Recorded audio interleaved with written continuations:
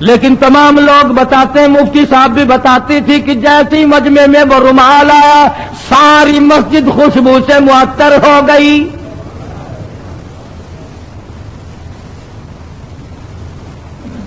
مفتی صاحب فرماتے تھے کہ ہماری سمجھ میں نہیں آتا تھا کہ یہ خس عطر کی خوشبو ہے، حنا کی ہے، گلاب کی ہے، چمیلی کی ہے، دربار کی ہے، زعفران کا عطر ہے، کستوری ہے، عنبر ہے، کیا چیز ہے، خوشبو نرالی ہے۔ اور جو طالب علم پڑھ رہے تھے اس زمانے میں، آخری دن تھا، ختم قرآن مجید تھا، ان طالب علموں نے مجھے بتایا کہ اتنی تیز خوشبو دماغ پرور، روح پرور کبھی نہیں سونگی۔ تو مفتی صاحب فرماتے تھے کہ میں نے مولانا عبید اللہ انور سے پوچھا کہ حضرت رومال تو ہم نے اس قسم کے بہت دیکھے، رومال تو اس قسم کے ہم نے بہت دیکھے، مگر یہ خوشبو آپ نے کہاں سے لگائی ہے اس میں؟ رومال تو عام دنیا لیے پھرتی ہے، مگر یہ خوشبو آپ نے کہاں سے لگا دی اس میں؟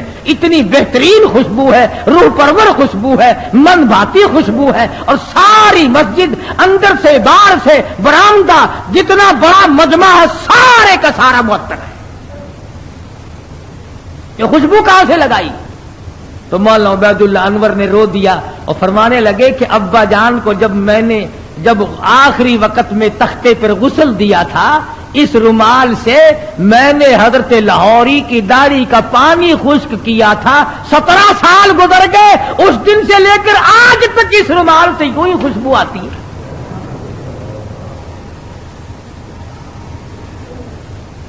17 سال کے بعد بھی کپڑے سے یوں ہی خوشبو آتی ہے۔ کئی لوگ ہمیں کہہ دیتے ہیں کہ یہ قاری حنیف تو ولیوں کو نہیں مانتا، لو دیکھو میں تو ولیوں کی داڑھی کے اندر سے اتنی خوشبو مانتا ہوں کہ جو دنیا میں نہیں ملتی۔ پر ولی ہونا ننگا تو نہ ہونا،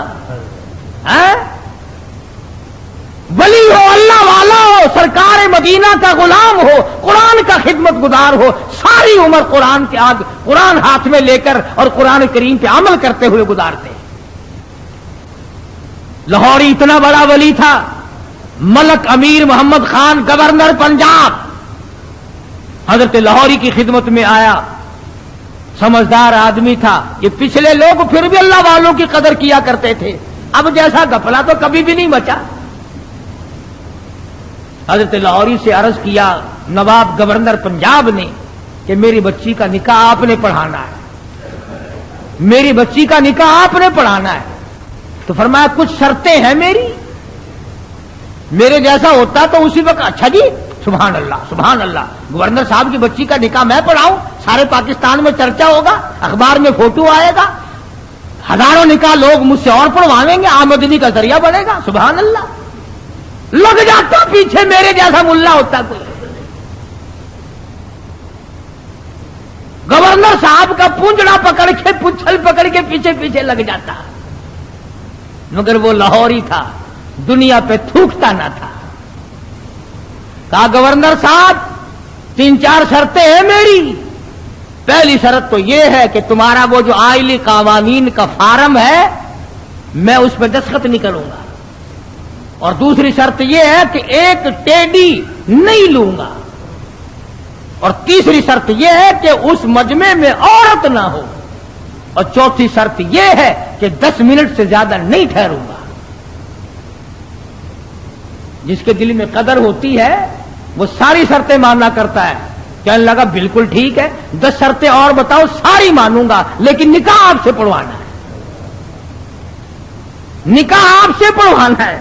آج کل نکاحوں کا بھی کیا معاملہ ہے۔ میں بیری والی میں خطیب تھا، اس محلے میں ایک شادی ہوئی تو نکاح کے لیے مجھے بلایا، برات آئی تھی لاہور سے، سارے یہ پتلونوں والے تھے، کھینچے کھچائے، جیسے گھوڑے کا ساتھ نہیں کھینچا رہتا تانگے والے گھوڑے کا، بالکل کسا ہوا ساتھ۔ اب کھڑے سارے، مجھے بیچ میں کھڑا کر لیا، انہوں نے کہا ہاں جی پڑھو نکاح۔ میں نے کھڑے کہ ہاں اور کیا؟ میں نے کہا یارو ایسا نکاح سیکھا ہی نہیں جو کھڑے کھڑے پڑھا دوں۔ میں نے کہا یاد رکھو اگر میں نے کھڑے کھڑے نکاح پڑھا دیا نا، یہ دلہا اور دلہن ساری عمر بھاگتے ہی پھریں گے، ٹھہرنے کے نہیں۔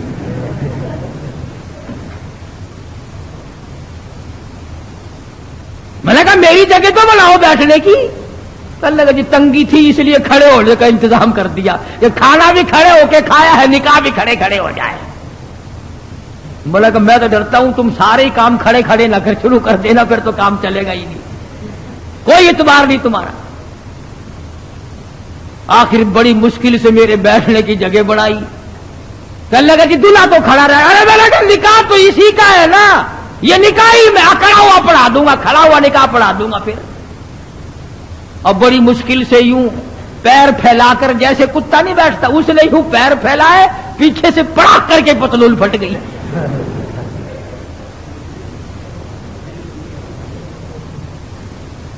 اس پر بڑے راضی ہوتے ہیں, اس لباس پر بڑے خوش ہوتے ہیں. بابو جی ہیں نرالے طریقے, نرالے طور, انگریز بے ایمان کی نقل کر کے خوش ہوتے ہیں. دیکھا ہوگا نا آپ نے ان لوگوں, دیکھو یہاں جیبیں لگتی ہیں, یہاں جیبیں لگتی ہیں, اور یہ کئی یہاں پیچھے جیب لگائے پھرتے ہیں. پلیٹ فارموں پہ, قلعے پہ کبھی کبھی جاؤ گے نا سردی کے موسم میں, یوں پیچھے سے نکال کر کھاتے دیکھو گے آپ, یوں چلغوزے چاب رہے ہیں, یوں نکال کے یوں پیچھے سے. دیکھنے والے کو نفرت آتی ہے کہ جیب کہاں لگائی ہے, یہاں کوئی خاص دربار ہے. نوٹ بھی یہیں سے نکال کے دیتے ہیں. پچھلے دنوں میں پشاور جانے لگا تو وہ ٹکٹ اوکے کہتے ہیں, ٹکٹ اوکے کراتے ہیں نا, تو چانس کے لیے ایک بابو جی کھڑے تھے. اس نے کہا تھا جی پیسے نکال لو آپ کو ٹکٹ. میں بالکل ملا ہوا کھڑا تھا نا, وہ یوں جھکا, میں نے کہا شاید کوئی نیچے کاغذ گر گیا.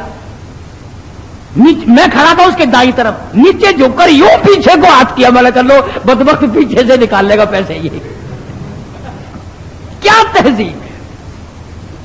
تو گورنر پنجاب نے, اللہ اس کی مغفرت فرمائے, ہم سب گناہگار ہیں. بہرحال جب تک ملک امیر گورنر پنجاب کا رہا, گورنر ہاؤس میں عورت قدم نہ رکھ سکی, عورت ذات قدم نہ رکھ سکی. اور جب یہ اللے تڑلے آئے پھر یہ عورت کے بغیر لیٹرین میں بھی نہ گئے. میں عرض کر رہا تھا, بات کسی اور طرف چلی گئی کہ حضرت لاہوری رحمت اللہ علیہ نے ایسے وقت میں بھی وہ بادشاہوں کے سامنے, وہ گورنروں کے سامنے, وہ طالب علم اور فقیروں کے سامنے یکساں ولی تھے, بدلہ نہیں کرتے تھے. چنانچہ وہی شرطیں پوری ہوئی اور حضرت نے جا کے نکاح پڑھا دیا. تو مولانا عبید اللہ انور فرماتے تھے کہ ابا جان کو جب غسل دیا گیا تو آخری وقت میں نے اس رومال سے داڑھی صاف کی تھی, 17 سال گزر گئے, ہمیں آج تک عطر خریدنے کی ضرورت نہیں پڑی. اور قبر کی مٹی سے بھی خوشبو آئی. لوگوں نے کہا کسی مرید نے سینٹ پھینک دیا ہوگا. لیبارٹری والوں کو مٹی دی گئی, انہوں نے ریسرچ کی, تحقیق کی, تفتیش کی, اور رپورٹ یہ دی یہ وہ خوشبو ہے جس کا دنیا میں وجود ہی نہیں. اس لیے میں نے یہ آیتیں آپ کے سامنے رکھی کہ کتنا ربنا ربنا آدمی کرتا ہے, مگر اس وقت کے ربنا سے کچھ نہیں بننے گا. اب کی یا ربی سے بہت کچھ بن سکتا ہے. وقت ہے مانگ لے, وقت ہے کمائی کر لے, وقت ہے ان راتوں میں کچھ کمائی کر لے, وقت ہے ان دنوں میں کچھ کمائی کر لے, وقت ہے دولت کما لے, قبر بنا لے, حشر بنا لے, قیامت کے دن کا سایہ تیار کر لے, قبر کے لیے بچھونا اور بستر بنا لے, روشنی اور لالٹین کا انتظام کر لے. اب وقت ہے موت کے وقت کی پیاس کے لیے آب زمزم تیار کر لے. تمام چیزوں کا وقت آج ہے. اور اگر اس ساری زندگی کو یوں ہی برباد کر دیا کہ صاحب ہم تو یوں کہہ ڈالیں گے کہ میری بد نصیبی نے مجھے مار دیا تھا اور یہ بس گمراہی ہو جو گئی جی, تو اس سے کام نہیں چلتا.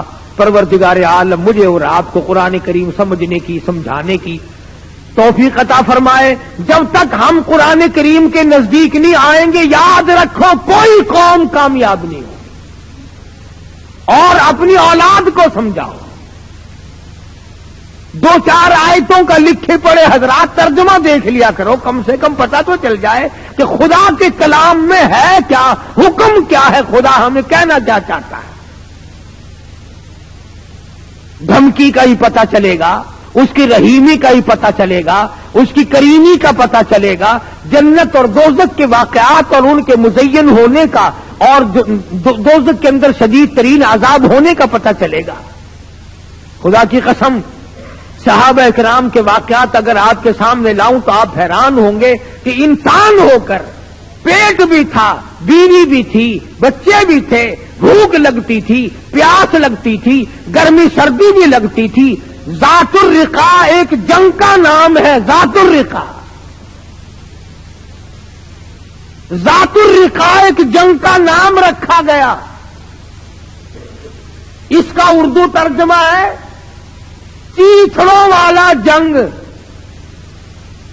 ٹھگڑیوں والا جنگ، ٹلیوں والا جنگ۔ اتنی غربت تھی محمد صلی اللہ علیہ وسلم کے غلاموں کے پاس، نہ جوتی ہے نہ کپڑا ہے، یا خدا کی قسم پتھر پہ پاؤں رکھتے تھے۔ صحابہ کہتے ہیں یوں معلوم ہوتا تھا کہ ہم نے آگ کے انگارے پہ پیر رکھ دیا۔ اپنے پیروں کو چیتڑے اور کپڑے لپیٹ کے صحابہ کرام چلے۔ کسی جنگ میں صحابہ کرام نے اپنے پیٹ پہ پتھر باندھ باندھ کر گزارے کیے۔ حضرت جابر بن عبداللہ رضی اللہ تعالیٰ عنہ کہتے ہیں کہ ایک جنگ میں کم سے کم 15 دن تک روٹی کی شکل نہیں دیکھنی نصیب ہوئی۔ کمائی تو ان لوگوں نے کی ہے، میں اور آپ کیا کمائی کر کے لے جائیں گے؟ اسی کو تو کہتا کہ تن میں راشا پڑ گیا، پیری سے گردن جھک گئی۔ تن میں راشا پڑ گیا، پیری سے گردن جھک گئی، اب تو جھک کے شرکت خدا کے سامنے ہے۔ بڑھیپا آ گیا، جو جا کے نہ آئے وہ ہے جوانی، اور جو آ کے نہ جائے وہ ہے بڑھیپا۔ جوانی چلی گئی مڑ کے نہیں آئے گی، بڑھیپا آ گیا اب تو جائے گا، بڑھیپا نہیں جاتا، بڑھیپا نہیں جائے گا، تو جائے گا۔ اب قبر آئے گی اور کچھ نہیں آئے گا، نہ بچپن آئے گا، نہ جوانی آئے گی، نہ شباب آئے گا، نہ وہ حسن و جمال آئے گا، نہ وہ خیالات آئیں گے۔ اب تو قبر آئے گی، قبر۔ اور یہ وہی قبر ہے، اگر تمہیں یقین نہیں آتا قبر پر اپنی اور میری، تو یہ لاکھوں چاروں طرف ملتان کے چاروں طرف لاکھوں تم سے بڑے بڑے امیر، بڑے بڑے نواب، بڑے بڑے رئیس، بڑے بڑے جاگیردار، بڑے بڑے منصب کے مالک پڑے ہیں، بڑی بڑی حسینہ، بڑی بڑی خوبصورت بیگمات پڑی ہیں۔ جاؤ آواز لگاؤ، پوچھ کے دیکھو کہ تمہارا کیا حال ہے۔ اس لیے میں نے عرض کیا کہ یہ وقت کمائی کا ہے، کمائی کیجیے۔ جمعے کے دن درود شریف کا اہتمام کرو۔ سلطان نور الدین زنگی رحمت اللہ علیہ نے ایک جمعرات کو 700 مرتبہ درود شریف پڑھا، 1000 مرتبہ پڑھے بغیر سویا نہیں کرتا تھا۔ تو محمد کریم صلی اللہ علیہ وسلم کے خواب میں زیارت ہوئی، فرمایا نور الدین آج 300 مرتبہ درود شریف کم کیوں پہنچا؟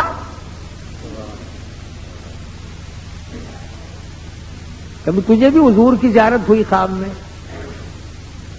تمنا ہی نہیں، شوق ہی نہیں، ذوق ہی نہیں، ارادہ ہی نہیں، پروگرام ہی نہیں۔ شکل یہ ہے آج ہمارے بنر بگڑنے کی کہ ہمارے دلوں میں وہ یقین کی دولت جو ہونی چاہیے وہ نہیں۔ اگر یقین آ جائے موت پر اور یقین آ جائے قبر پر، یعنی مرتے ہوئے دیکھ ہزاروں کو کندھے پہ اٹھا کر پہنچا دیا اور اپنی موت کا آج بھی یقین نہیں۔ باپ کو پہنچایا، اماں کو پہنچایا، ساس سسر کو پہنچا دیا، ہزاروں رشتے داروں کو پہنچا دیا، اور پھر بھی اپنے اوپر یقین نہیں۔ اس لیے میں کہتا ہوں کہ نمازوں کی پابندی کرو۔ جو مرد عورت قرآن کریم پڑھنا جانتے ہیں، یاد رکھو جس نے پڑھا ہے اور پڑھ کر تلاوت نہیں کرتا، قیامت کے دن اندھا کر کے اٹھایا جائے گا، اور قرآن کریم اس کے لیے شکایت کرے گا۔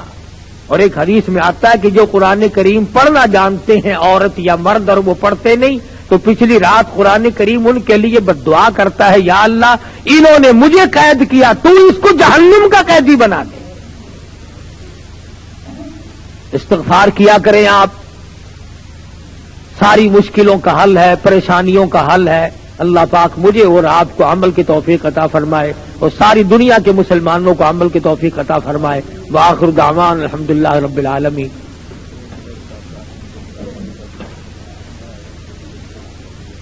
اللہم صلی وسلم وبارک علی سیدنا مولانا محمد النبی الامی الہاشمی وعلی آلہ واصحابہ برۃ الکرام۔ الہ العالمین ہم سب کی بگڑی بنا دے، یا الہ العالمین سب کی پریشانیوں کو دور فرما، یا اللہ سب بیماروں کو شفا عطا فرما، الہ العالمین سب کے کاروبار میں برکت عطا فرما، یا اللہ ہم سب کی جان مال عزت آبرو ایمان کو اپنی حفاظت میں جگہ عطا فرما، اپنی پناہ میں جگہ عطا فرما۔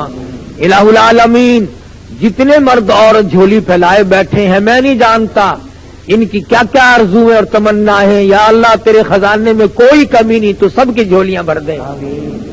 الہ العالمین یہ ہمارے ساتھی ہیں، کوئی قاسم پور سے بچہ دوڑ گیا ہے، اللہ پاک اس کو خیریت کے ساتھ گھر واپس پہنچا دے۔ کئی ساتھیوں نے دعاؤں کے لیے کہا ہے، کوئی بس کا کاروبار کرتا ہے، کوئی دکان کا کام کرتا ہے، یا اللہ سب کے کاروبار میں برکت عطا فرما۔ الہ العالمین تمام مسلمانوں کی مشکلوں کو آسان فرما، ہمیں اور ہماری اولاد کو سچا مسلمان پکا دیندار بنا، اعمال صالحہ اخلاق حسنہ کی توفیق عطا فرما۔ یہ ہمارا بچہ عبد الرحمان، اللہ پاک اس کو بھی اولاد عطا فرمائے، اس کی ہمشیرہ کو بھی تکلیف اللہ اسے صحت کاملہ عطا فرمائے۔ الہ العالمین بہت ساتھی دعاؤں کے لیے کہتے ہیں، سبھی کے لیے دعا کر دو، یا اللہ تمام لوگوں کی ضروریات کو پورا فرما، تمام کی مشکلوں کو آسان فرما۔ جو مسجد کی مدرسے کی خدمت کرتے ہیں، یا اللہ ان کے مال و جان میں برکت عطا فرما۔ الہ العالمین جو مسجد کو چمکاتے ہیں تو انہیں چمکا دے، جو اس کی رونق کو دوبالا کرتے ہیں تو ان کے گھروں میں رونق عطا فرما۔ الہ العالمین ہم سب کو قبر کے حشر کے عذاب سے بچا، موت کی تلخی سے بچا۔ الہ العالمین اپنے فضل و کرم سے ہم سب کی مغفرت فرما دے، یا اللہ ہم سب کے ماں باپ کی بخشش فرما، سارے ساتھیوں اور خدمت گزاروں کی مغفرت فرما، تمام رشتہ داروں کی مغفرت فرما، تمام مسلمانوں کی مغفرت فرما، الہی ساری امت کی مغفرت فرما، ساری مخلوق پہ کرم فرما دے۔ الہ العالمین تمام دنیا کے مسلمانوں کی جان مال عزت آبرو اور ایمان کی حفاظت فرما۔ الہ العالمین تمام مسلمانوں کو قرآن کریم کی دولت عطا فرما، درود شریف کی دولت عطا فرما، کلمہ طیبہ کے ورد کی دولت عطا فرما، یا اللہ کلمے اور ایمان والی موت عطا فرما۔